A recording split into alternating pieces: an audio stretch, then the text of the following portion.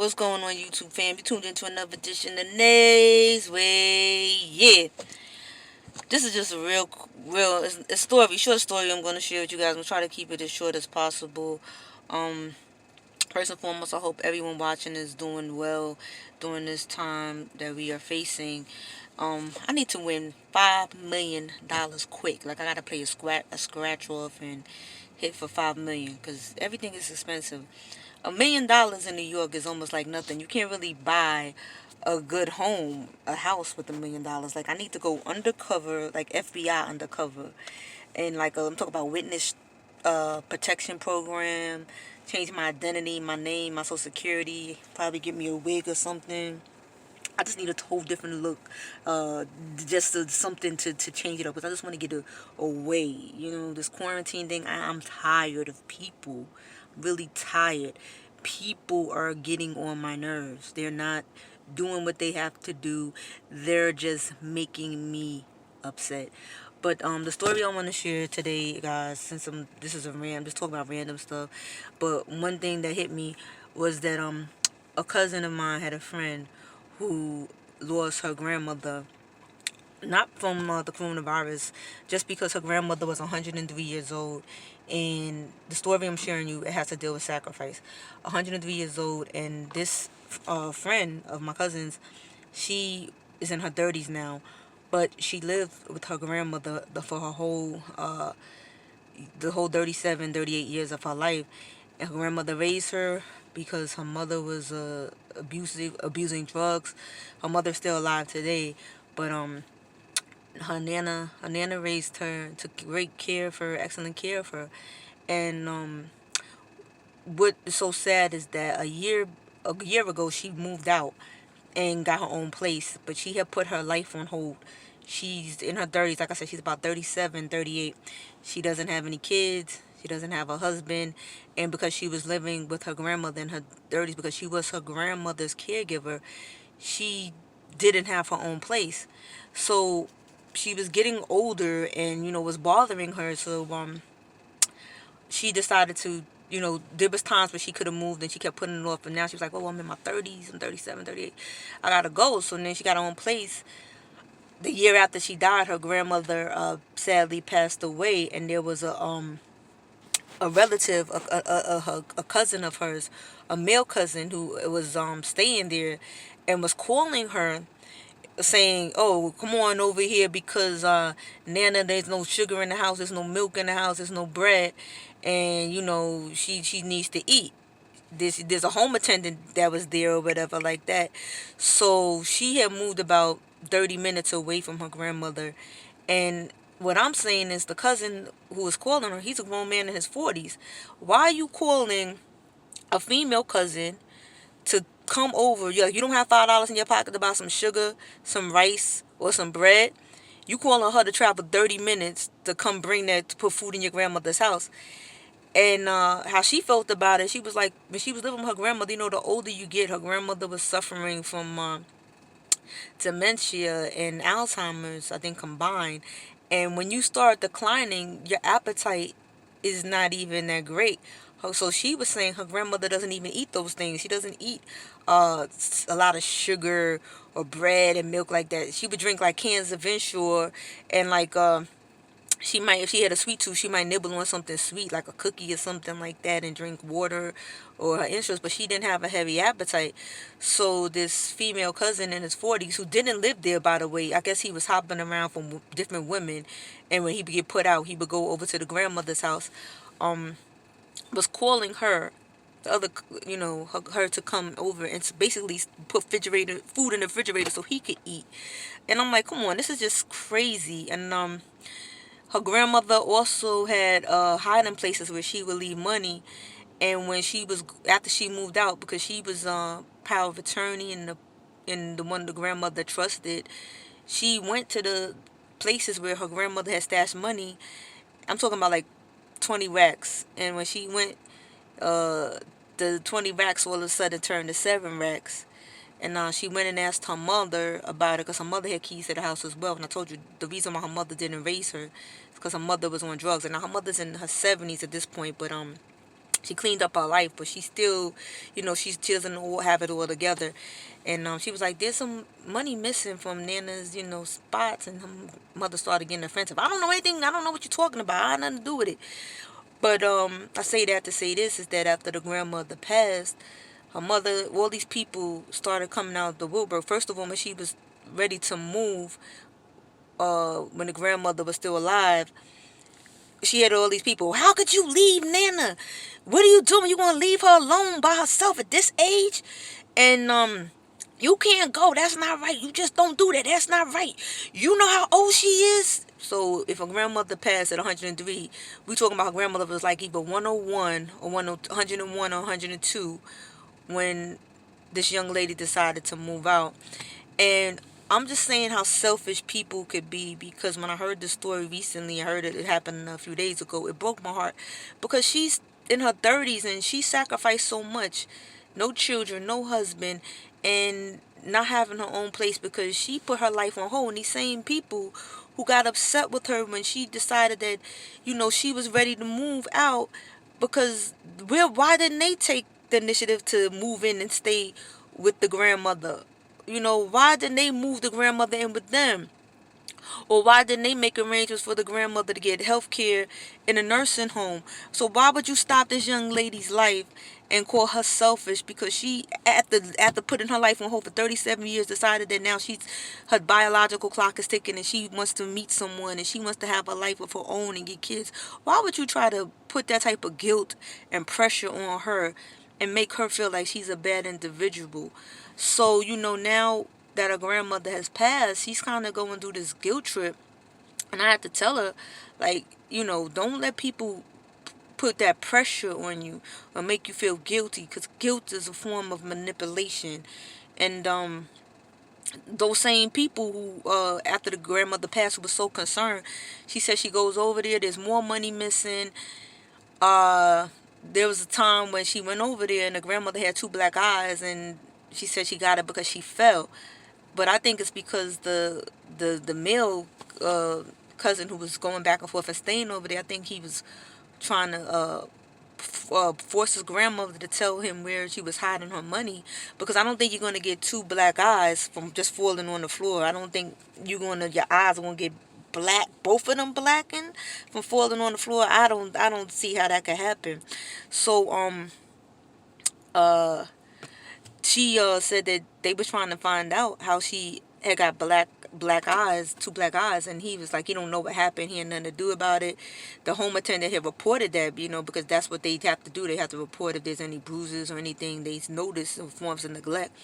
So after the grandmother passed, everyone is coming onto this young lady saying, where's her money?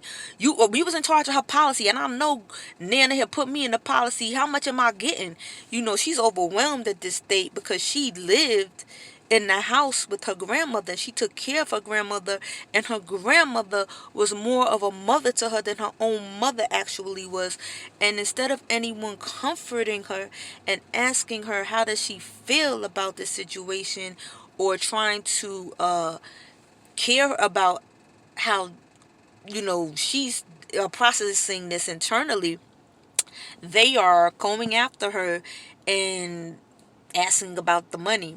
Excuse me while I'm wearing these shades, y'all, by the way, is because I have astigmatism in my eye, and my eye, for some reason, is really puffy. This has been happening for a long time now. I can't get rid of this puffiness underneath my eye. Vaughn, you gonna have to help me out how to get rid of these bags, Vaughn. Give me some tips or some dark circles and bags under my eyes real bad.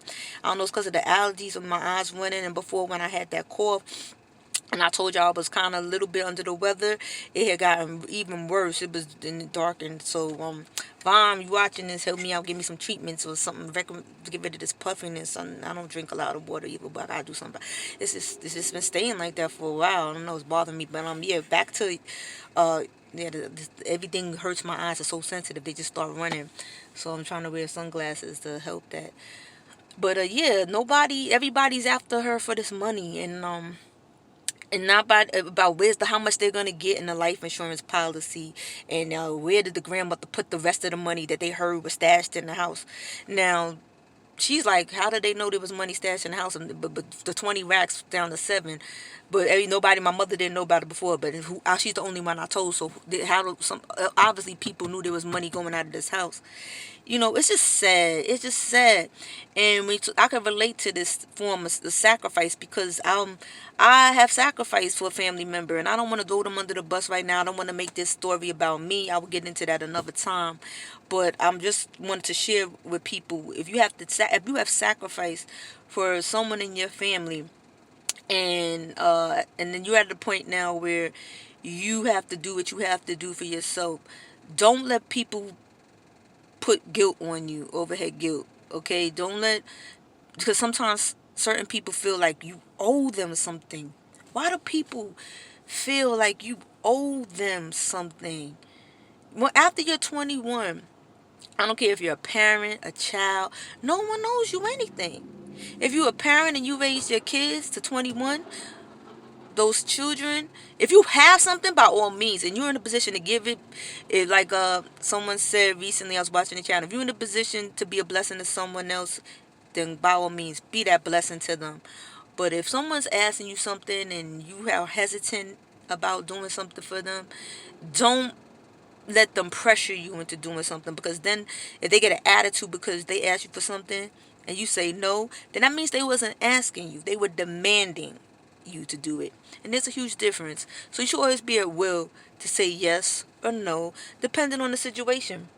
Because I had people ask me for some things, and I might say yes to one person, but I'll say no to another person. And it's not about favoritism in the family. It's just about, I have different relationships with different people. If one person asks you for something, you're close to that person, and this person is you feel is what they ask you to borrow something, or whether it's to lend, and you feel, well, this person's responsible, I can trust this person. And then another person, your relationship is not on that same level, and they're irresponsible, you won't be less likely to look out for this person. And if this person is selfish, egotistical, and not there for you, or you just think that they are not someone you feel really, you don't know what they need something for, and you be like, oh, I don't think that's a good reason for me to give you something. Or this other person may feel like, oh, well, you helped it, that's none of their business. And another thing with the sacrifices, I'm tired. This is another rant I'm going on. People think, oh yeah, they good, and they don't got no kids, and they good. Like, I don't say to my other family members who do have kids, oh, you guys are good, because some of them who have kids, they have husbands or they have boyfriends helping them out. I don't be like, but they always complain about how they're struggling with children. But I can say, you guys are good. Y'all got a man on the side to help you out. Or you guys are good, because when your kids grow up, they can look out and take care of y'all. Or when you get income tax, you getting them babies on the side on claiming your taxes. So y'all good. Y'all good. I don't say that. So I don't know why people, take this, got this fantasy about me that I'm living on my means, and I have all this extra money because I don't have any children. All that means is I have more responsibility independently to take care of them by myself.